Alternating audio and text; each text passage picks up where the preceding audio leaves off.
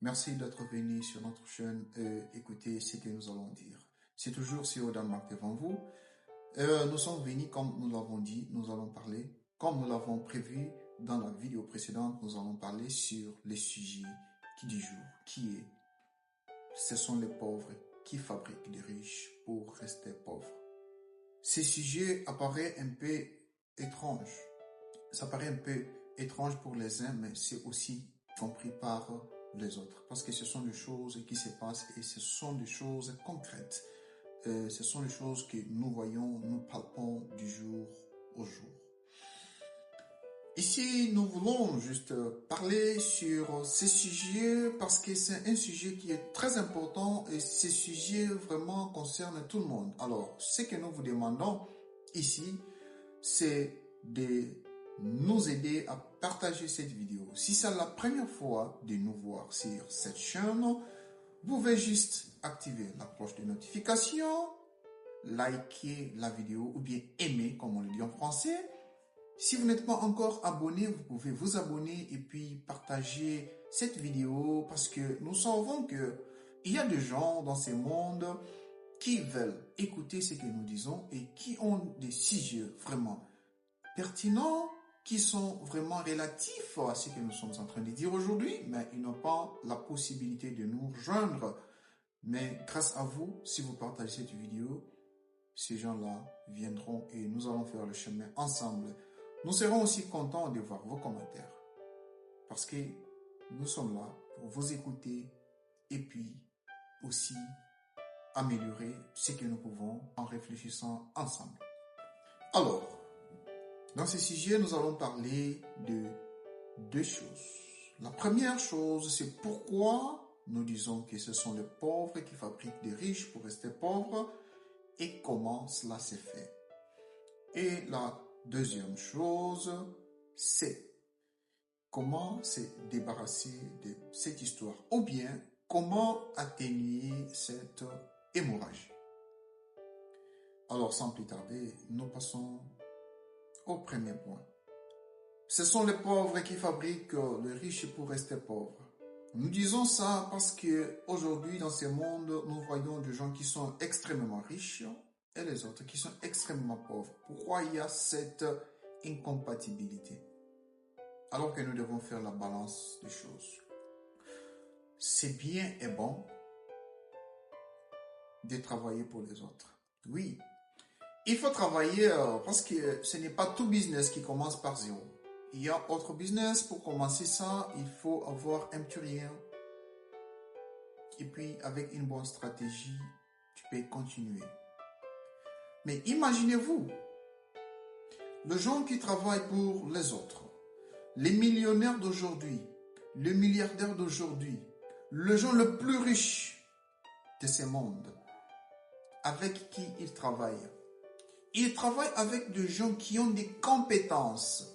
Et des fois, eux-mêmes, les coordonnateurs de ces activités, de ces entreprises, n'ont même pas des capacités ou bien ne sont même pas plus intelligents par rapport à ceux qui travaillent. Alors moi, je vous dirais que ces gens-là travaillent sur le plan administratif travaillent plus sur le plan administratif que sur le plan production.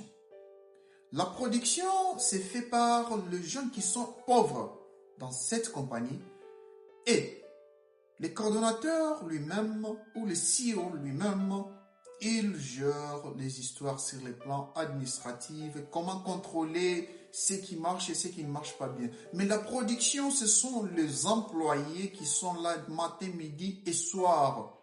Et quand vous regardez même dans les employés, il y a les gens qui ont des talents, mais vous utilisez cette énergie pour produire pour quelqu'un d'autre. Ça paraît un peu compliqué. Bien sûr, oui. On va dire qu'il y a des gens qui vont me dire ici que non, mais si on ne fait pas ça, comment on va vivre? La question n'est pas de laisser. Mais la question, c'est de raisonner, réfléchir.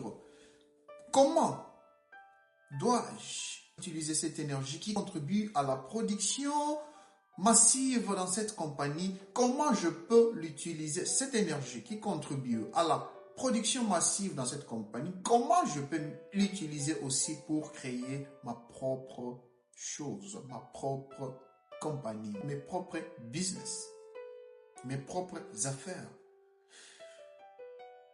Alors que, peut-être, prenons l'exemple d'une école ou bien d'un hôpital. Les gens vont dire que c'est monsieur, quand il parle, souvent il donne l'exemple des hôpitaux, il a un problème de médecine et tout ça. Il a un problème avec... Non, je n'ai pas un problème, mais c'est un exemple que je trouve un peu rapide pour moi de donner. Alors, prenons l'exemple même d'une école. Il y a une école, dans une école, il y a le promoteur. Le promoteur de l'école peut ne pas être du domaine, mais peut-être c'est un homme d'affaires. Il a créé une école. Et dans cette école, il y a les gens qui ont étudié, les professeurs, ou bien les enseignants sont là. Quelqu'un qui a passé tout son temps sur le banc de l'école, 6 ans de primaire, 2 ans de secondaire,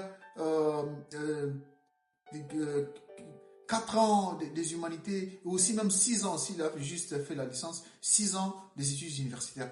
Et il y a même qui ont fait des doctorats, il y a les gens qui ont fait des masters. Donc, tout ça, vous voyez que la personne est en train d'enseigner là-bas, mais cette personne, cet enseignant est payé $100 par mois. $200 par mois. Mais l'école, c'est que l'école génère. Vous ne connaissez pas. Prenons par exemple, il y a une école de 500 élèves qui sont là. Et si chacun payait par mois $100,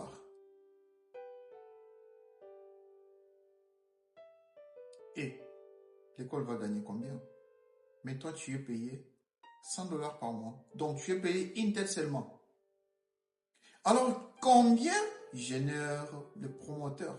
Mais ce n'est pas lui qui enseigne. C'est toi qui enseignes matin, midi, soir. C'est toi qui donnes la matière dans la tête des gens. C'est toi qui es là en train de souffrir avec tout ce que tu traverses avec les enfants. Surtout, tu es là, les élèves t'embrouillent matin, midi ou soir. Tu fais tout, tu casses la tête là. Donc, il y a des trucs qui se passent, mais les promoteurs ou bien les coordonnateurs lui-même est là. Il ne fait rien. Lui, c'est dans le bureau, il fait l'histoire administrative. Il faut convoquer des réunions, il faut faire ceci et cela. Mais pourquoi il fait ça? C'est parce que il doit garder l'autonomie, l'existence de ce qu'on appelle assets. Assets, c'est donc de son histoire qui lui produit de l'argent, des revenus. Vous voyez un peu? Alors, le même promoteur va créer une autre école. Les écoles, vous avez 2 écoles, vous allez dire, non, nous avons 2 écoles, 3 écoles, nous avons des hôpitaux, 3 hôpitaux. Mais toi-même, tu es là, tu n'as même pas une simple boutique chez toi. Mais tout ce que toi tu as appris, tous les temps que tu as passé sur le banc de l'école, tous les talents que tu es en train de contribuer pour quelqu'un d'autre. C'est vrai. Tu dois faire ça pour t'en sortir, parce qu'il faut travailler. Mais il faut savoir qu'il ne faut pas seulement périr en travaillant pour les autres. Il ne faut pas périr comme ça, parce que tu vas rester pauvre. Je n'ai jamais vu quelqu'un qui est devenu millionnaire, milliardaire, parce qu'il travaillait chez quelqu'un. Non. Soit, la personne travaillait, vous travaillez chez quelqu'un, vous avez fait des économies. La personne a fait des économies, il a économisé. Il a investi.